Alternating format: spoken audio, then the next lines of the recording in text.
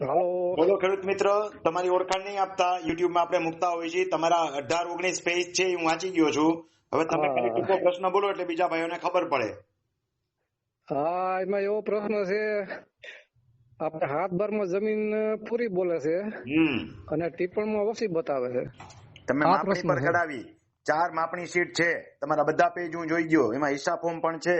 મૂળમાંથી તમારી જમીન જે છે, મૂળમાંથી 1958 પહેલાના ટિપ્પણ જે છે એ મુજબ તમારી જમીનો અલગ અલગ સર્વે નંબર જે મૂળમાંથી જુદા છે, એમાં એકમાં 18 ગુઠા ઘટે છે, એકમાં 16.47 નું દબાણ બતાવે છે, એકમાં 14.40 છે અને બીજામાં 43.57 છે.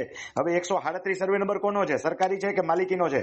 એ સરકારી જંગલ ખાતું. તો તમારે ખાલી કરવું પડશે. એમાં તમારું દબાણ બતાવે છે, તમારી જમીન ઓલરેડી ઘટે છે. ના, એ તો ખાલી જ છે. હા હા, પણ આ ઓલા ઝરીફે મપવી દીધું હતું એટલું, સમજ્યા?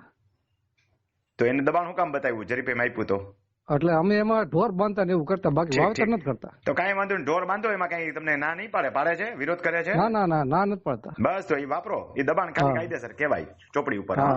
એમાં કઈ બીવાની જરૂર નથી. હા, એમાં તમે ઢોર બાંધો, ઉછેડી કરો, એવું બધું કઈ પણ કામ કરો, એમાં જંગલ ખાતું કઈ એક્શન નહીં લે.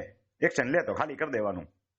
એટલે જે અમારા બીજા દાદા છે એમાં વધારો નીકળે કે ન નીકળે અમારું એમ કોઈ ખબર નથી પડતી. તમારી માપણી શીટ તો જોયું, મૂળમાંથી જગ્યા ઘટે છે.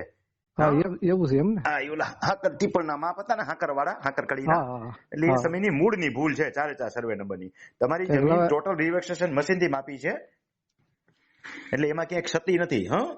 અને દુરસ્તીને પાત્ર નથી, એટલે 7 નંબરમાંથી તમારું ઘટશે નહીં પાછું.